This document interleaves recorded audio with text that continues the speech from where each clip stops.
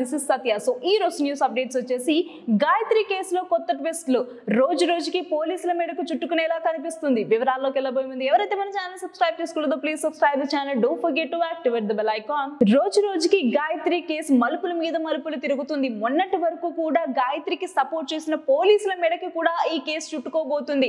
So అసలు ఇంతకీ ఏం జరిగింది, పోలీస్ అసలు ఎందుకు ఆమెకు సహకారం చేస్తున్నారు, అసలు గాయత్రి ఏం నేరం చేసింది అనే దాని మీద చాలా వరకు దర్యాప్తులు జరుగుతూ ఉన్నాయి. అసలు ఏం జరిగింది అని అంటే ఆస్తి తగాదాలు ఉన్నాయని చెప్పేసి మాట్లాడుకోవడానికి ఒక యువతిని అండ్ అలాగే తల్లిదండ్రులను కూడా ఇంటికి పిలిచిందట. సో అంతకన్నా ముందే 5గురు అబ్బాయిలని అక్కడ కూర్చోబెట్టి సో ఎవరైతే తల్లిదండ్రులు వచ్చారో వాళ్ళని వెనకాల అంటే మీరు బయటికి వెళ్ళి కూర్చోండి అని చెప్పేసి చెప్పడంతో వాళ్ళు బయటికి వెళ్ళి కూర్చోవడం, ఆ యువతి ఒక్కతే ఉండడం, ఆ 4-5 ఎవరైతే వచ్చారో వాళ్ళందరూ కూడా రేప్ అటెంప్ట్ చేశారట.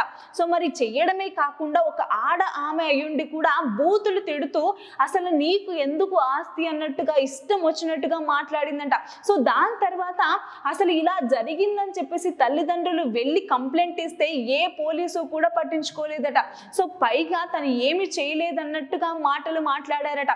ఇలా కాదు అని చెప్పేసి తన అమ్మ అండ్ అలాగే తన అక్క ఎవరైతే ఉన్నారో పోలీసుల దగ్గరికి వెళ్ళి ఎన్నిసార్లు కంప్లైంట్ ఇచ్చినా కూడా ఎవరు పట్టించుకోవట్లేదు అని చెప్పేసి 2020లో ఒకసారి వెళ్ళి ఇన్ఫార్మ్ చేయగా సో మరి అప్పుడు కూడా ఎలాంటి పట్టించుకోకపోవడం లాంటిది, పోలీసులు ఎలాంటి రెస్పాండ్ అవ్వడం లాంటిది చేయకపోవడంతో సో మరి ఇప్పుడైనా సరే రెస్పాండ్ అవ్వండి, ఇంత దారుణం జరిగినా కూడా ఎవరు రెస్పాండ్ అవ్వట్లేదు, దయచేసి రెస్పాండ్ అవ్వండి అని చెప్పేసి అక్కడ తల్లి అండ్ అలాగే వాళ్ళ కూతురు కూడా చెప్పడం జరిగిందనమాట. సో ప్రస్తుతానికి మరి ఎందుకు సిఐ సురేష్ మరి తినకి అనుగుణంగా మాట్లాడుతున్నారు, ఎందుకు సహకరిస్తున్నారు, అసలు ఏం జరుగుతుంది, ఎందుకు మరి ఈ కేసుని ఎవరు పట్టించుకోవట్లేదు ఏంటి అని చెప్పేసి పై ఉన్న అధికారులు ఎవరైతే ఉన్నారో ఈ పోలీస్ మీద కూడా దర్యాప్తు చేయడం స్టార్ట్ చేశారు. అసలు కొత్త కోణంలో నుంచి ట్విస్టుల మీద ట్విస్టులు బయటకు వస్తున్నాయి.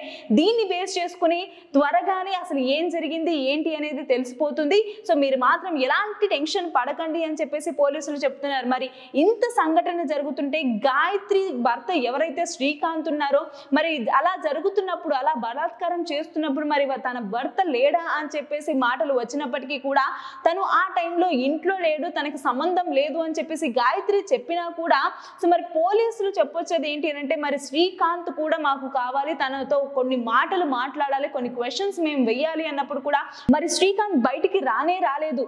బట్ ఎక్కడున్నారో తెలుసుకుని మీడియా అక్కడికి వెళ్తే పోలీసులు మీదకి అండ్ అలాగే మీడియా మీదకి కుక్కల్ని వదిలాడట. సో చాలా మందికి కూడా గాయాలయ్యాయట.